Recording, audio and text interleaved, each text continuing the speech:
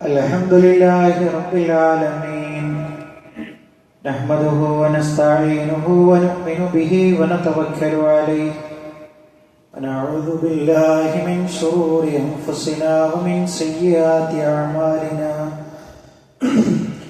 من يهده الله فلا مضل له ومن يضلل فلن تجد له وليا مرشدا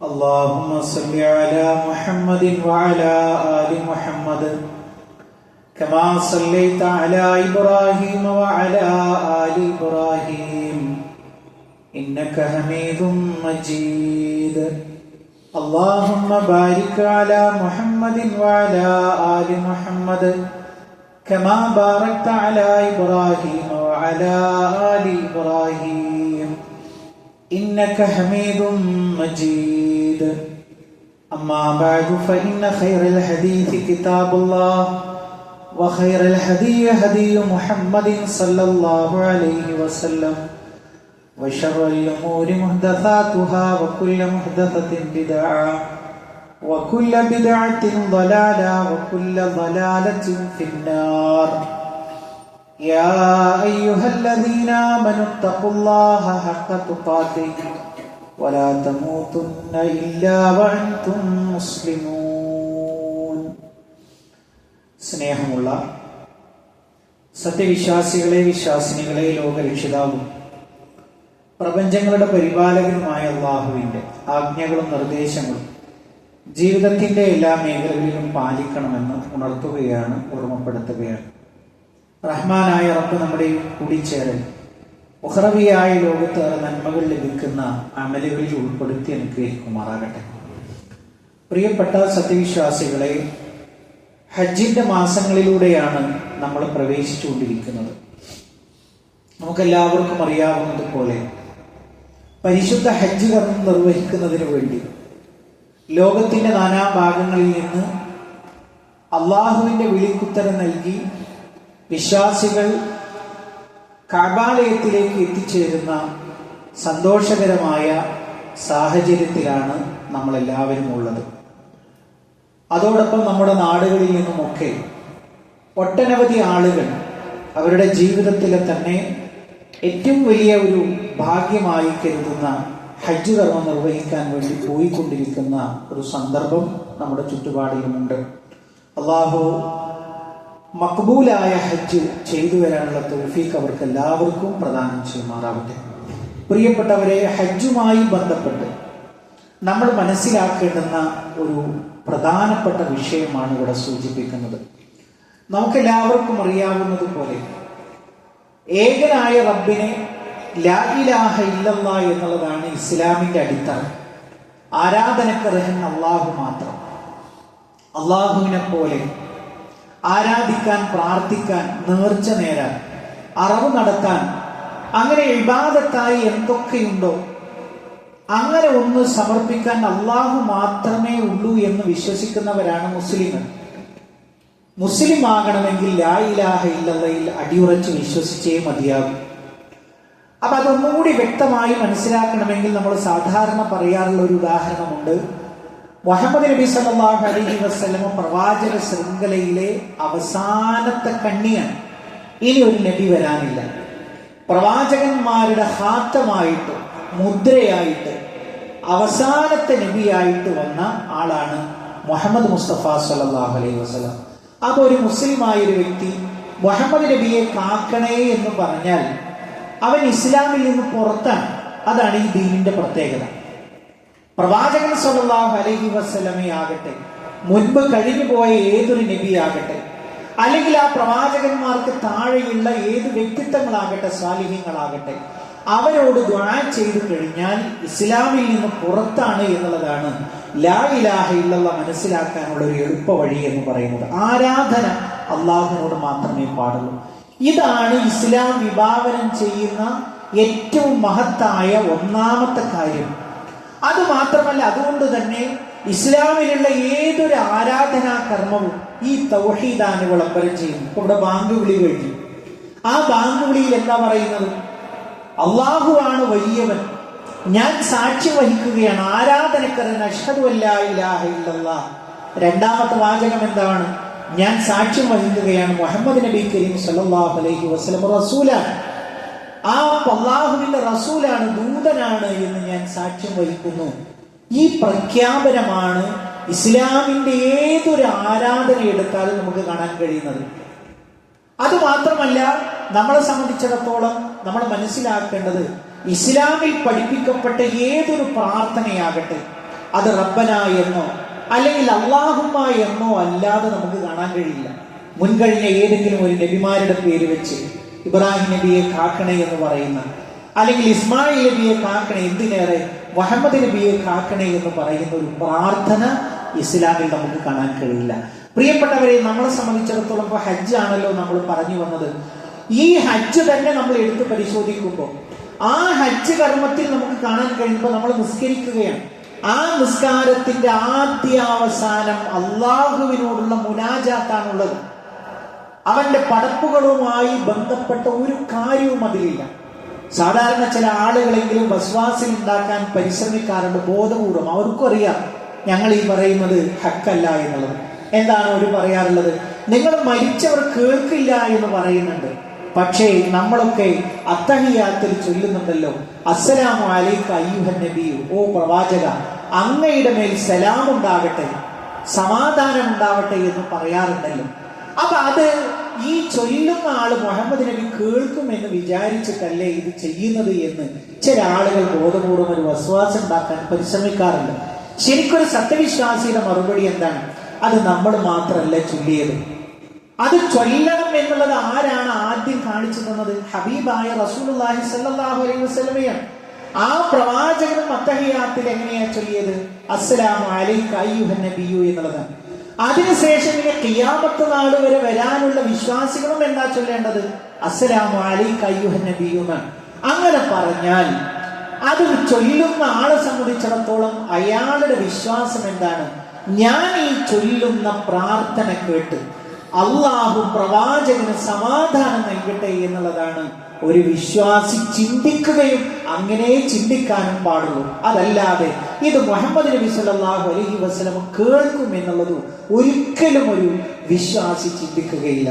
ഇതേപോലെ ഞാൻ ഒരു ഉദാഹരണം പറഞ്ഞു എന്ന് മാത്രമേ ഉള്ളൂ. പ്രിയപ്പെട്ടവരെ, ഹജ്ജിനെ സംബന്ധിച്ചിടത്തോളം നമ്മൾ എടുത്ത് പരിശോധിക്കുമ്പോൾ രണ്ടു പ്രവാചകന്മാരുമായി ബന്ധപ്പെടുത്തിയിട്ടാണ് ആ ചരിത്രം നമുക്ക് കാണാൻ കഴിയുക. അതേതാണ് ആ പ്രവാചകന്മാർ? ഇബ്രാഹിം നബി അലൈഹിസ്സലാമയും അതേപോലെ തന്നെ പൊന്നോമന പുത്രൻ ഇസ്മായിൽ നബി അലൈഹിസ്സലാമയും. അതിന്റെ വിശദാംശങ്ങളിലേക്ക് നമ്മൾ കടക്കുന്നില്ല. ആ പ്രവാചകന്മാരുമായി ബന്ധപ്പെട്ടാണ് ഹജ്ജിന്റെ ഒട്ടുമിക്ക ആരാധനാ കർമ്മങ്ങളും കാണുന്നത്. എന്നാൽ ആ ഹജ്ജിന്റെ ഏതെങ്കിലും ഒരു കർമ്മം ഇബ്രാഹിം നബി അലൈഹിസ്സലാമയുടെ പേരിലോ പൊന്നോമന പുത്രൻ ഇസ്മായിൽ നബി അലൈഹിസ്സലാമയുടെ പേരിലോ കാണാൻ കഴിയില്ല. നമ്മുടെ നാട്ടിലൊക്കെ പല സംഗതികളും നടക്കാറുണ്ടല്ലോ. ഇപ്പൊ റമദാനിലൊക്കെ ബദരീങ്ങളുടെ പേരിൽ എന്നൊക്കെ പറഞ്ഞിട്ട് പരസ്യമായിട്ട് മുസ്ലിങ്ങൾ അറവ് നടത്താറുണ്ട്. നമ്മൾ മനസ്സിലാക്കേണ്ടുന്ന ഒരു കാര്യമാണ്, ഒരിക്കലും ബദരീങ്ങളെ സംബന്ധിച്ചിടത്തോളം ആ ബദരീങ്ങളുടെ നേതാവ് ആരാണ്? ഹബീബുന റസൂലുള്ളാഹി സ്വല്ലല്ലാഹു അലൈഹി വസല്ലമയാണ്. എന്നാൽ ആ നബിയാകട്ടെ എന്തെല്ലാം പ്രയാസങ്ങളിലൂടെ കടന്നുപോയി, എന്തെല്ലാം വിഷമഘട്ടത്തിലൂടെ കടന്നുപോയി. അങ്ങനെ ഇരിക്കുന്ന ഏതെങ്കിലും ഒരു സന്ദർഭത്തിൽ മുൻപ് കഴിഞ്ഞുപോയിട്ടുള്ള പ്രവാചകനാണല്ലോ ഇബ്രാഹിം നബി അലൈഹിസ്സലാം. പ്രവാചകൻ വളരെ മേന്മയായിട്ട് പറയാറുണ്ട്, മില്ലത അബീക്കും ഇബ്രാഹിം, ഇബ്രാഹിമിന്റെ മാർഗമാണ് എന്റെ മാർഗം. ആ ഇബ്രാഹിം നബിയെ കാക്കണേ എന്ന് വിളിച്ചു പ്രാർത്ഥിക്കുന്ന ഒരു പ്രാർത്ഥന പ്രവാചകന്റേതായിട്ട് നമുക്ക് കാണാൻ കഴിയില്ല. പ്രിയപ്പെട്ടവരെ, അതാണ് അള്ളാഹുവിന്റെ റസൂൽ ഇവിടെ വിട്ടേച്ചു പോയ ഈ ഒരു ഇസ്ലാമിന്റെ പ്രത്യേകത. അപ്പൊ ഞാൻ പറഞ്ഞു വന്നത്, ആ ഇബ്രാഹിം നബി അലൈഹിസ്സലാമയുമായി ബന്ധപ്പെട്ട് നമുക്ക് കാണാൻ കഴിയുന്നത് എന്താണ്? ഒരു സന്ദർഭത്തിൽ പോലും ഹജ്ജിന്റെ ദിവസങ്ങളോളം നീണ്ടു നിൽക്കുന്ന ഒരു ചടങ്ങിൽ പോലും ഇബ്രാഹിം നബി അലൈഹിസ്സലാമയോട് വിളിച്ചു പ്രാർത്ഥിക്കുന്ന, അല്ലെങ്കിൽ ഇബ്രാഹിം നബി അലൈഹിസ്സലാമയുടെ ഓർമ്മക്ക് വേണ്ടി നടത്തുന്ന ഒരു ആരാധനാ കർമ്മവും കാണാൻ കഴിയില്ല. അവിടെയൊക്കെയും പഠിപ്പിക്കപ്പെട്ട പ്രാർത്ഥനകളും അവിടെയൊക്കെ നൽകപ്പെട്ട നിർദ്ദേശങ്ങളും ഒക്കെ മഹാനായ റസൂലുള്ളാഹി സ്വല്ലല്ലാഹു അലൈഹി വസല്ലം പഠിപ്പിച്ചു തന്നത് അള്ളാഹുവിനോട് ചോദിക്കുവാനും അള്ളാഹുവിനോട് പ്രാർത്ഥിക്കുവാൻ വേണ്ടിയിട്ടാണ്.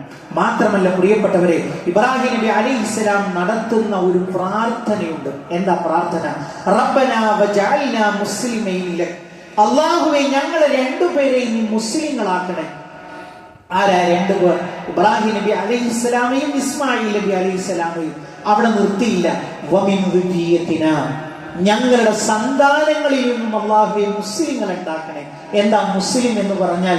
പൂർണ്ണമായി കീഴൊതുങ്ങുന്ന ആള്. തങ്ങള് കുറെ കാര്യങ്ങളൊക്കെ ഇസ്ലാം ചെയ്യാൻ, നിസ്കരിക്കുക, നോമ്പെടുക്കുക, പ്രയാസമില്ലാത്തതൊക്കെ ചെയ്യാം. എന്നാലോ പ്രയാസം വരുമ്പോ ഹറാമുമായി ബന്ധപ്പെട്ട്, പൈസയുമായി ബന്ധപ്പെട്ട് അതൊക്കെ എങ്ങനെ മാറ്റിവെക്കാൻ കഴിയുക?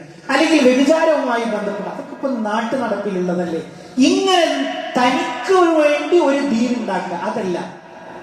ആ പ്രവാചകൻ ദുആ ചെയ്യുന്ന അല്ലാഹുവേ പൂർണ്ണമായി, അതാണ് മുസ്ലിം എന്ന് പറഞ്ഞാൽ.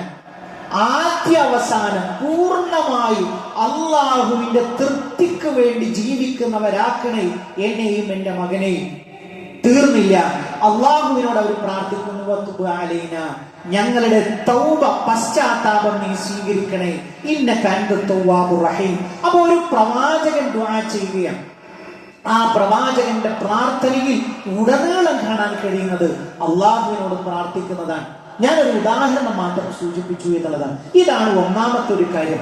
രണ്ടാമത്തെ ഒരു കാര്യം എന്ന് പറയുന്നത്, പ്രിയപ്പെട്ടവരെ, ഹജ്ജിന് വിളിക്കാൻ വേണ്ടി പറഞ്ഞു. ആരോട്? ഇബ്രാഹിം നബി അലൈഹിസ്സലാമയോട്. ആര് പറഞ്ഞു? അള്ളാഹു പറഞ്ഞു, ഓ ഇബ്രാഹിമേ, നീ വിളിച്ചു പറയുക. വിളിച്ചു പറയുക എന്ന് പറഞ്ഞാൽ ഹാജിമാരോട്, ലോകം മുഴുവനുള്ള വിശ്വാസികളോട് നീ ഹജ്ജിന് വരാൻ വേണ്ടി പറയണം. അപ്പൊ ഇബ്രാഹിം നബി അലൈഹിസ്സലാമയുടെ സംശയം, ഓ അല്ലാഹ്, ഞാൻ വിളിച്ചാൽ ആര് വരാനാണ്? ഞാൻ വിളിച്ചാൽ ആര് വരാനാണ്? വിശുദ്ധ ഖുർആൻ തന്നെ പറയുന്നുണ്ട്, വഅദ്ദിൻ ഫിന്നാസി, ഓ ഇബ്രാഹിമേ, ജനങ്ങളോട് നീ വിളംബരം നടത്തുക, ബിൽ ഹജ്ജി, ഹജ്ജിനു വേണ്ടി നീ വിളംബരം നടത്തുക. അങ്ങനെ പറഞ്ഞാൽ എന്താണ്? ഹജ്ജിന് വരാൻ വേണ്ടി നീ വിളിക്കുക.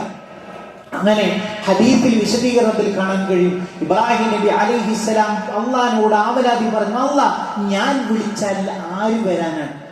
അപ്പൊ ഇബ്രാഹിം നബി അലൈഹിസ്സലാമയോട് അള്ളാഹുവിന്റെ മറുപടി, നിന്റെ മേൽ എന്തു മാത്രമേ ഉള്ളൂ? വിളിക്കുക എന്നത് മാത്രമേ ഉള്ളൂ. അത് എത്തിക്കുക എന്നുള്ളത് എന്റെ ഡ്യൂട്ടിയാണ്. നമ്മൾ ആലോചിച്ചു, ഒരു മുസ്ലിമായി പറഞ്ഞാൽ ആ ഒരു ഹറമിന്റെ ചാരത്തേക്ക് എത്താൻ കൊതിക്കാത്ത മനസ്സുകൾ ആരാളുള്ളത്? അത് അന്നത്തെ ഒരു പ്രഖ്യാപനമാണ്. ഇബ്രാഹിം എന്നെ വിളിച്ചാൽ മതി, എത്തിക്കുക എന്നുള്ളത് എന്റെ ഡ്യൂട്ടിയാണ്. അങ്ങനെ ഇബ്രാഹിം നബി അലൈഹിസ്സലാം ഒരു കല്ലിന്റെ മുകളിൽ കയറി നിന്നിട്ട് വിളംബരം ചെയ്തതാണ്, ജനങ്ങളെ, നിങ്ങൾ എല്ലാവരും ഹജ്ജിന് വരണം. ആ ഒരു വിളിക്ക് ഉത്തരം നൽകിക്കൊണ്ടാണ് അന്ന് വിളിച്ച ഇബ്രാഹിം നബി അലൈഹിസ്സലാമയുടെ വിളി റഹ്മാനായ റബ്ബ് നമ്മുടെ മനസ്സുകളിലേക്കൊക്കെ ഇട്ടു തന്നു. ഏതൊരു ഫഖീറായ മനുഷ്യനൊരു പൂതിണ്ട്, പടച്ചോനെ, മരിക്കുന്നതിന് മുമ്പ് അവിടെ നിന്ന് എത്തണം. അതെന്താണ്? അള്ളാഹു ഇബ്രാഹിമിന് കൊടുത്ത, അലൈഹി വസ്സലാമ കൊടുത്ത വാക്കാണ്, ഞാൻ എത്തിക്കാം ഇബ്രാഹിമേ, നീ വിളിച്ചാൽ മതി. എന്നിട്ട് ആ ബാക്കി ഭാഗത്ത് നമുക്ക് കാണാം, അവര് നടന്നുകൊണ്ട് ഇവിടേക്ക് വരും, അതേപോലെ തന്നെ മെലിഞ്ഞൊട്ടിയ ഒട്ടകങ്ങളുടെ പുറമെ കയറി അവർ വരും.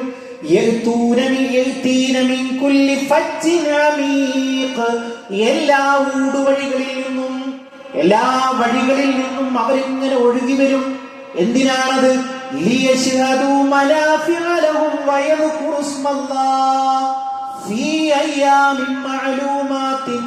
നിർണയിക്കപ്പെട്ട ദിവസങ്ങളിൽ അല്ലാഹുവിന്റെ നാമം ഉച്ചരിക്കാൻ വേണ്ടി, അള്ളാന്റെ നാമം ഉച്ചരിക്കാൻ വേണ്ടി. എന്നുമില്ല ഹജ്ജ്. ഒരാൾ ഹജ്ജ് ചെയ്യണമെന്ന് വിചാരിച്ചാൽ ഏത് മാസത്തിലേ നടക്കുള്ളൂ? ദുൽഹിജ്ജ മാസത്തിലേ നടക്കുള്ളൂ. ആ എണ്ണപ്പെട്ട ദിവസങ്ങളിൽ അള്ളാഹുവിന്റെ നാമം ഉച്ചരിക്കാൻ, ഇബ്രാഹിം നബി അലൈഹിസ്സലാമയുടെ പേരുച്ചരിക്കാനല്ല, ഇസ്മായിൽ നബി അലൈഹിസ്സലാമയുടെ പേരുച്ചരിക്കാനല്ല, ഹാജറ ബീവിയുടെ ചരിത്രം പറയാനും ഉച്ചരിക്കാനുമല്ല. പിന്നെയോ അള്ളാഹുവിന്റെ നാമം വാഴ്ത്താൻ വേണ്ടി ലോകത്തിന്റെ നാനാഭാഗങ്ങളിൽ നിന്ന് അവരെത്തിച്ചേരുമെന്നാ പറഞ്ഞത്. അപ്പൊ ഹജ്ജിന്റെ കാതൽ എന്താണ്? അള്ളാഹുവിന്റെ നാമങ്ങൾ, അള്ളാഹുവിന്റെ അപദാനങ്ങൾ വാഴ്ത്തുക എന്നുള്ളത്. മാത്രമല്ല പ്രിയപ്പെട്ടവരെ, മൂന്നാമത്തെ ഒരു കാര്യം പറയാനുള്ളത്, ഹാജറ ബീവിയുടെ തവക്കുലാണ് ഹജ്ജ്. നമുക്കെല്ലാവർക്കും അറിയാം, പ്രവാചകൻ സല്ലല്ലാഹു അലൈഹി വസല്ലമ ആ ചരിത്രം വിശദീകരിച്ചു തരാൻ. ഇബ്രാഹിം നബി അലൈഹിസ്സലാമയോട് കുഞ്ഞു മകനായിരിക്കുന്ന സമയത്ത് കൊണ്ടുപോയി ആക്കാൻ വേണ്ടി പറയാൻ. എവിടേക്ക്? ആ ഒരു ഹറമിന്റെ ഇന്നത്തെ കാണുന്ന ഹറമല്ല, അവിടെ ആ ഒരു മൊട്ട കുന്നിൽ സ്വന്തം പത്നിയെയും മകനെയും കൊണ്ടുപോയി ആക്കുകയാണ്. ഒരു ഭാഗത്തൊരൽപ്പം തോൽപാത്രത്തിൽ ഒരു വെള്ളവും വെച്ചു. അങ്ങനെ ഇറങ്ങിപ്പോരുവേൻ. നിങ്ങൾ ആലോചിച്ചുമ്പോൾ ഒരു പിതാവിന്റെ ഒരു മനസ്സ് കാത്തിരുന്ന് കിട്ടിയതാണ് ആ കുഞ്ഞിനെ. അള്ളാഹുവിന്റെ രണ്ടാമത്തെ പരീക്ഷണമാണ്. എന്താ? അവിടെ കൊണ്ടുപോയി ആക്കുക ഇബ്രാഹിമെ. അങ്ങനെ അവിടെ കൊണ്ടുപോയി ആക്കുന്നു ഒരു തോൽപാത്രത്തിൽ. ആ കുട്ടികൾ കുറച്ചൊന്ന് കയറിയിരിക്കും, കുട്ടികൾ കുറച്ച് കയറി ഇവിടെ മുന്നോട്ട് കയറി. ഖുതുബ എന്ന് പറയുന്നത് ശ്രദ്ധിക്കാൻ വേണ്ടിയിട്ടാണ്. നമ്മൾ പള്ളിയിലേക്ക് നിങ്ങളെ രക്ഷിതാക്കൾ കൊണ്ടുവരുന്നത് തമാശയാക്കാൻ വേണ്ടിയിട്ടാണ്. അപ്പൊ അവിടെ ഒരു തോൽപാത്രത്തിൽ ഒരു അല്പം വെള്ളം കൊണ്ടുപോയി വെച്ചു. അങ്ങനെ കൊണ്ടുപോയി വെച്ച സമയത്ത് ഹാജറ ബീവി ചോദിക്കുകയാണ് ഇറങ്ങി വരുന്ന സ്വന്തം ഭർത്താവിനോട്, ഓ ഇബ്രാഹിമ, എങ്ങോട്ടായി പോകുന്നത്? നിങ്ങൾ എങ്ങോട്ടായി പോകും? ഞങ്ങളെ തനിച്ചാക്കിയിട്ട്? നമുക്കറിയാം അവിടെ ഒന്നുമില്ല, അവിടെ ഒന്നുമില്ല. ഈ ഒരു മൊട്ട കുന്നില് അവിടെ ആക്കിയിട്ട് ഭാര്യയെയും മകനെയും തിരിഞ്ഞു നോക്കുന്നില്ല ഇബ്രാഹിം. അങ്ങനെ പല തവണ ഹാജറ ബീവി പിന്നാലെ വന്ന് ചോദിച്ചു, ഇബ്രാഹിമെ, നിങ്ങൾ എങ്ങോട്ട് പോകുന്നു? അവസാനം ചോദിച്ച ചോദ്യം എന്താണ്? അല്ലാഹു അമറക ഹാദാ, ഇബ്രാഹിമെ, അള്ളാഹുവിന്റെ ഓർഡർ പ്രകാരമാണോ നിങ്ങൾ ഈ ചെയ്യുന്നത്? അപ്പൊ പറഞ്ഞു, അതെ, അള്ളാഹുവിന്റെ കൽപ്പന പ്രകാരമാണ്. അപ്പൊ മഹദിയുടെ മറുപടി എന്താണ്? അങ്ങനെയാണെങ്കിൽ റബ്ബ് ഞങ്ങളെ പാഴാക്കുകയില്ല. നിങ്ങൾ ആലോചിച്ചു, എന്തെങ്കിലും ബലാവ് മുസീബത്ത് വരുമ്പോ ഇന്നത്തെ മുസ്ലിം എന്താ വിളിക്കുന്നത്? ബദരീങ്ങളെ എന്ന് വിളിക്കുന്നു, മമ്പറന്തങ്ങളെ എന്ന് വിളിക്കുന്നു. ഹാജറ ബീവിയുടെ തവക്കുലാണ്. പക്ഷേ അവിടെ ചെല്ലുന്ന മുസ്ലിങ്ങൾക്ക് അങ്ങനത്തെ യക്കീനുണ്ടോ? എല്ലാ ജാരങ്ങളും തെണ്ടിയിട്ടാ പോകുന്നത്. എവിടേക്ക്? ഹാജറ ബീവിയുടെ തവക്കുല് വിളംബരം ചെയ്യുന്ന ഹജ്ജിലേക്ക് ചെല്ലുന്നത്. അല്ലാഹ് ഞങ്ങളെ പാഴാക്കുകയില്ല. അതാണ് ഹാജിയുടെ തന്റെ ഇടം. അല്ലാഹ് ഞങ്ങളെ പാഴാക്കുകയില്ല. ഈ മഖാബ് തണ്ടി പോകുന്ന മനുഷ്യന്മാർക്ക് എന്തു ഈമാനാണുള്ളത്, എന്തു തവക്കുലാണുള്ളത്. ഒരു കുഞ്ഞിനാക്കി കൊടുത്തു, ഒരു പറ്റം തോൽപാത്രത്തിൽ വെള്ളം വെച്ചു കൊടുത്തു. വെള്ളം തീർന്നപ്പോഴോ സഫയുടെ മുകളിൽ നിന്ന് മറുവയുടെ മുകളിലേക്ക് ആ ഓട്ടത്തിൽ ഒരു വലിയൊരു സംഭവമുണ്ട്. അല്ലാഹ് നിങ്ങളെ പാഴാക്കുകയില്ല. തവക്കുല് ചെയ്തോ? അത് ഫ്രെയിം ചെയ്തു വെക്കാൻ എളുപ്പമാണ്, മനസ്സിലേക്ക് കൊണ്ടുവരാൻ അതിനൊരൽപ്പം പാടുണ്ട്. എന്നെ അല്ലാഹ് പാഴാക്കുകയില്ല. സഫയുടെ മുകളിൽ കയറി, എന്നിട്ടോ അവിടെ നിന്ന് മറുവയുടെ മുകളിലേക്ക് വീണ്ടും തിരിച്ചോടുന്നു. അങ്ങനെയാണ് അവിടെ കുട്ടിയുടെ കരച്ചിലും ഒതുങ്ങിയത് കണ്ടപ്പോൾ തിരിഞ്ഞു നോക്കുമ്പോഴെപ്പോഴാണ് സംസം ഒഴുകുന്നത്. അല്ലേ? അതൊരു വലിയൊരു അത്ഭുതമല്ലേ? വലിയൊരു അത്ഭുതമല്ല. വർഷങ്ങളായി ആ ഒരു നീരുറവയിൽ നിന്ന് കുടിക്കുന്ന ഒരു വിശ്വാസി പറയുകയാണ്, എന്താണ്? അല്ലാഹു അക്ബർ, അള്ളയാണ് വലുത്. നിങ്ങൾ ആലോചിച്ചു, അവിടേക്ക് പോകുന്ന ഒരു മുസ്ലിമിന്റെ യക്കീൻ അതുപോലെ ആവണ്ടേ? അപ്പോഴല്ലേ ആ ലക്ഷ്യങ്ങൾ മുതലാവുകയുള്ളൂ. അവിടെ ചെല്ലുമ്പോ ഹാജറ ബീവിയുടെ തവക്കുലുണ്ട്. ആ ഒരു സഫയുടെയും മറുവയുടെയും ആ ഒരു ഇടയിലൂടെയുള്ള ഒരു അല്പം വേഗതയുള്ള നടത്തം അവനോട് പറയുന്നത് എന്താണ്? നിനക്ക് അള്ളയുണ്ട് നിന്റെ കൂടെ, നിന്നെ അല്ലാഹ് പാഴാക്കുകയില്ല. അള്ളാഹുവിനെ നീ പാഴാക്കാൻ മതി.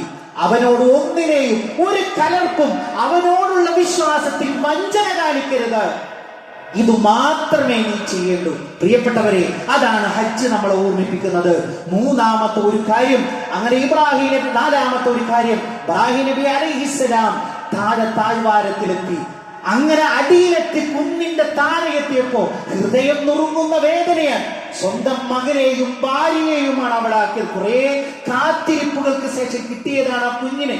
അപ്പോഴോ അവിടെ നിന്നുകൊണ്ട് ദുആ ചെയ്യുകയാണ്, റബ്ബനാ ഇന്നി അസ്കൻതു മിൻ ദുർരിയതി ബിവാദിൻ ഗൈരി ദീ സറഇൻ.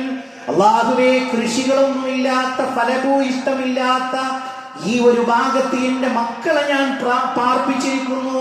ഇന്ദ ബൈതിക്കൽ മുഹറം റബ്ബനാ ലിയുഖീമുസ് സ്വലാത്ത വജഅൽ അഫ്ഇദതൻ മിനൻ നാസി തഹ്വീ ഇലൈഹിം. അവിടെ നിന്നുകൊണ്ട് പ്രാർത്ഥന, അല്ലാഹുവേ, ജനങ്ങളുടെ മനസ്സൊക്കെയും ഇവിടേക്ക് നീ ആകർഷിപ്പിക്കണമേ. അന്ന് ആ പ്രവാചകൻ പ്രാർത്ഥിച്ച പ്രാർത്ഥനയാണ്. ഇന്ന് നമുക്കറിയാം, അവിടെ കിട്ടാത്ത ഒരു കായികനിയും അവിടെ ഇല്ല. അവിടേക്കൊക്കെ മനുഷ്യന്മാരുടെ ആ ഒരു വലിയൊരു ജനനിബിഡമായ ഒരു സാഹചര്യം അവിടെ ഉണ്ടായി. ആ നബിയുടെ പ്രാർത്ഥനയാണ്. പ്രിയപ്പെട്ടവരെ, നമ്മളെല്ലാവരും മനസ്സിലാവും ഒരു പ്രതിസന്ധി ഘട്ടത്തിൽ എന്തായിരിക്കണം ഒരു വിശ്വാസി എന്നുള്ളത് ഈ ഹജ്ജ് വിളംബരം ചെയ്യുന്നു എന്നുള്ളതാണ്. അതേപോലെ തന്നെ മറ്റൊരു കാര്യം എന്ന് പറയുന്നത്, പ്രിയപ്പെട്ടവരെ, സഫയാകട്ടെ, മർവയാകട്ടെ, ത്വവാഫാകട്ടെ, ജംറകളിലുള്ള ഏറാകട്ടെ, എല്ലായിടങ്ങളിലും നമ്മൾ കാണുന്നത് അള്ളാഹുവിനെ കുറിച്ചുള്ള ദിക്റാണ്. നമുക്കറിയാം അവിടെയുള്ള ഒരു തൽബിയത്തുണ്ട്. എന്താ തൽബിയത്ത്? ലബ്ബൈക അല്ലാഹുമ്മ ലബ്ബൈക ലബ്ബൈക ലാ ശരീക ലക. അല്ലാഹ്, നിനക്കൊരു ശരീക്കന്മാരില്ല. ഇതേ ഒരു രൂപത്തിൽ മക്കയിലെ മുശ്രിക്കുകളായ ആളുകൾ തൽബിയത്ത് ചൊല്ലിയിരുന്നു. എങ്ങനെയാ അവർ ചൊല്ലിയത്? ലബ്ബൈക ലാ ശരീക ലക ഇല്ലാ ശരീകൻ ഹുവ ലക. ഒരു ശരീക്ക് ഒഴികെ. ആ ശരീക്ക് എന്ന് പറഞ്ഞാൽ എന്നെ പോലെയുള്ള അള്ളയല്ല, പിന്നെയോ നീ കൊടുത്ത കഴിവിൽ നിന്ന് സഹായിക്കുന്ന അള്ളാഹ്. ഇതാണ് മുശ്രിക്കുകളുടെ വിശ്വാസം. അള്ളാഹ് നിന്നെ പോലെ നീ മാത്രമേ ഉള്ളൂ, പക്ഷേ നീ കൊടുത്ത കഴിവ് കൊണ്ട് സഹായിക്കുന്ന ആളുകളുണ്ട് എന്നാണ് മുശ്രിക്കുകളുടെ വിശ്വാസം. ഇത് പിഴച്ച ആളുകളുടെ വിശ്വാസം എന്നാണ് നബി സല്ലല്ലാഹു അലൈഹി വസല്ലം പഠിപ്പിച്ചത്. നിങ്ങൾ നോക്കൂ, മഹാനായ റസൂലുള്ളാഹി സ്വല്ലല്ലാഹു അലൈഹി വസല്ലം ഈ തൽബിയത്ത് കേട്ടപ്പോ ലബ്ബൈക അല്ലാഹുമ്മ ലബ്ബൈക അതുവരെ മതി. പിന്നെയോ ലബ്ബൈക ലാ ശരീക ലക അതുവരെ അത് കറക്റ്റാണ്.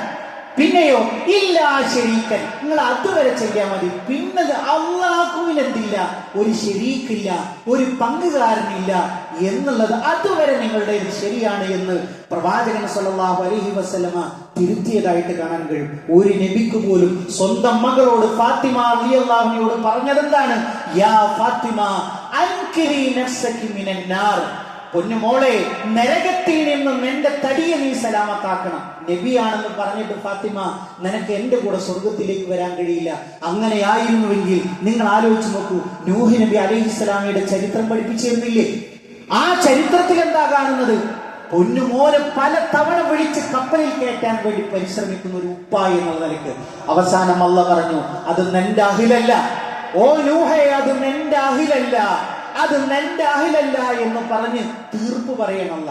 ഒരു പ്രവാചകനും തന്റെ റെക്കമെൻഡിൽ സ്വന്തം ബന്ധങ്ങളെ പോലും സ്വർഗത്തിലേക്ക് കടത്താൻ പറ്റില്ല എന്ന് പറയുന്ന ഏറ്റവും മഹനീയമായ ഒരു ആദർശം നമ്മളെ പഠിപ്പിക്കുന്നുവെങ്കിൽ ഒരാളുടെ റെക്കമെൻഡിലും പ്രിയപ്പെട്ടവരെ സ്വർഗത്തിലേക്ക് നമുക്ക് പ്രവേശിക്കാൻ കഴിയില്ല. അതുകൊണ്ട് ഇസ്ലാമിന്റെ ആദർശം എന്ന് പറയുന്നത് ലാ ഇലാഹ ഇല്ലല്ലാഹയാണ്. അത് അവസാനം വരെ നമ്മൾ സാധാരണ പറയാറുണ്ടല്ലോ, കലിമ ചൊല്ലി മരിക്കാൻ കഴിയണം എന്നുള്ളത്. അങ്ങനെ മരിക്കാൻ നമുക്ക് കഴിയണം. അതിൽ അള്ളാഹിനോട് നമ്മൾ ചതി കാണിക്കാൻ പാടില്ല. എന്താണ് അള്ളാഹുവിനോടുള്ള ചതി എന്ന് പറയുന്നത്? അവന്റെ ആരാധനയിൽ അവനോട് നമ്മൾ പങ്കു ചേർക്കുക, അവന് കൊടുക്കേണ്ടുന്ന ആരാധനകൾ അവന്റെ പടപ്പുകളിലേക്ക് വഴിമാറ്റി കൊടുക്കുക. അത് ഒരിക്കലും നമ്മുടെ ജീവിതത്തിൽ സംഭവിക്കാൻ പാടില്ല. റഹ്മാനായ റബ്ബ് നമ്മൾ അനുഗ്രഹിക്കുമാറാകട്ടെ. അൽഹംദുലില്ലാഹി റബ്ബിൽ ആലമീൻ വസ്സലാത്തു വസ്സലാമു അലാ റസൂലിഹിൽ അമീൻ വഅലാ ആലിഹി വസഹ്ബിഹി അജ്മഈൻ. അമ്മാ ബഅദ്. പ്രിയപ്പെട്ട സത്യവിശ്വാസികളെ, വിശ്വാസിനികളെ, ഒരിക്കൽ കൂടി അള്ളാഹുവിന്റെ ആജ്ഞാ നിർദ്ദേശങ്ങൾ ജീവിതത്തിന്റെ എല്ലാ മേഖലകളിലും പാലിക്കണമെന്ന് ഉണർത്തുകയാണ്, ഓർമ്മപ്പെടുത്തുകയാണ്. പ്രിയപ്പെട്ടവരെ, മഹാനായ റസൂലുള്ളാഹി സ്വല്ലല്ലാഹു അലൈഹി വസല്ലമയുടെ ജീവിതത്തിൽ നിന്നുള്ള ഒരു ചെറിയൊരു ചരിത്രമാണ്, ഒരു സീറയാണ് നിങ്ങളുടെ മുമ്പാകെ സമർപ്പിക്കുന്നത്. നമുക്കെല്ലാവർക്കും അറിയാവുന്നതുപോലെ ഹബീബായ റസൂലുള്ളാഹി സ്വല്ലല്ലാഹു അലൈഹി വസല്ലമയുടെ കൊടിയ ശത്രുവായിരുന്നു അബൂജഹൽ എന്ന് പറയുന്നത്. ആ അബൂജഹൽ ലഅനത്തുല്ലാഹി അലൈഹി അവൻ എന്തു പറയാറുണ്ടായിരുന്നു? പ്രവാചകൻ സ്വല്ലല്ലാഹു അലൈഹി വസല്ലമ കഅബാലയത്തിന്റെ അടുക്കൽ വെച്ച് നിസ്കരിക്കുന്നത് ആര് കാണാറുണ്ട്? അബൂജഹൽ കാണാറുണ്ട്. അപ്പൊ ഒരിക്കൽ അബൂജഹൽ വളരെ ദേഷ്യത്തിൽ ചെന്നിട്ട് പറഞ്ഞു, ഓ മുഹമ്മദ്, ഒരിക്കലും നീ എന്ത് ചെയ്യരുത്, ഇനി കഅബാലയത്തിന്റെ അടുക്കൽ വെച്ച് നിസ്കരിക്കരുത്. അങ്ങനെ നിസ്കരിക്കുന്നത് കണ്ടാൽ ബാക്കി ഞാൻ അപ്പോൾ നിനക്ക് കാണിച്ചു തരാം എന്ത് ഞാൻ ചെയ്യും എന്നുള്ളത്. അപ്പൊ പ്രവാചകൻ സല്ലല്ലാഹു അലൈഹി വസല്ലം ഇതിൽ ആരാണ് പള്ളിയിൽ വെച്ച് അല്ലെങ്കിൽ കഅബാലയത്തിന്റെ അടുക്കൽ വെച്ച് ആരാധന നടത്തുന്നത് തടയാൻ ആർക്കാണ് അധികാരമുള്ളത്? പ്രവാചകൻ അത് മൈൻഡ് ചെയ്തില്ല. അങ്ങനെ ഒരിക്കൽ അബൂജഹൽ ഒരു യാത്ര കഴിഞ്ഞു വന്ന് അപ്പൊ വരുന്ന സമയത്ത് കഅബാലയത്തിന്റെ അടുക്കൽ മുശ്രിക്കുകൾ ഇങ്ങനെ ഇരിക്കുന്നുണ്ട്. അപ്പൊ അവരോട് ചോദിച്ചു, നിങ്ങൾ ആരെങ്കിലും, വലിയൊരു മേന്മയായിട്ട് പറഞ്ഞതാണ്, ഞാൻ മുഹമ്മദിനെ വിലക്കിയിരുന്നു, നിങ്ങൾ ആരെങ്കിലും ഇപ്പൊ കാണാറുണ്ടോ മുഹമ്മദ് സല്ലല്ലാഹു അലൈഹി വസല്ലം കഅബാലയത്തിന്റെ അടുക്കൽ വെച്ച് നിസ്കരിക്കും നിങ്ങൾ ആരെങ്കിലും കാണാറുണ്ടോ? അപ്പൊ മുശ്രിക്കുകൾ പറഞ്ഞു, ഞങ്ങൾ എത്രയോ തവണ കണ്ടിട്ട് ഇപ്പോഴും കൂടെ നിസ്കരിക്കും ഞങ്ങൾ കണ്ടതാണ്. അപ്പൊ ഇത് കേട്ടപ്പോ അബൂജഹൽ ലഅനത്തുല്ലാഹി അലൈഹിക്ക് കഠിനമായ ദേഷ്യം വന്നു. അങ്ങനെ ദേഷ്യം വരിക മാത്രമല്ല, അവരെല്ലാവരെയും സാക്ഷി നിർത്തിക്കൊണ്ട് അവൻ ഒരു സത്യം ചെയ്യും, ഇനി അങ്ങനെ നിസ്കരിക്കുന്ന അവസ്ഥയിൽ മുഹമ്മദിനെ ഞാൻ കണ്ടാൽ ആ മുഹമ്മദ് സല്ലല്ലാഹു അലൈഹി വസല്ലമയുടെ പെരടിക്ക് ചവിട്ടി ആ പ്രവാചകന്റെ മുഖം മണ്ണിൽ ഞാൻ ഇങ്ങനെ നിരത്തു നിന്നൊക്കെ ഞാൻ കാണിച്ചു. അങ്ങനെ പ്രവാചകൻ സല്ലല്ലാഹു അലൈഹി വസല്ലമ ആ നിസ്കരിക്കുന്ന വേളയിൽ ഇങ്ങനെ ഇത് കണ്ട സമയത്ത് നമുക്ക് എല്ലാവർക്കും അറിയാം, ഖുർആൻ അത് വളരെ ഭംഗിയായിട്ട് തന്നെ നമുക്ക് പറഞ്ഞു തരുന്നുണ്ട്. പ്രവാചകൻ സല്ലല്ലാഹു അലൈഹി വസല്ലം നിസ്കരിക്കുന്ന വേളയിൽ അബൂജഹൽ ചെല്ലും പ്രവാചകനെ പെരടിക്ക് ചവിട്ടാൻ വേണ്ടി.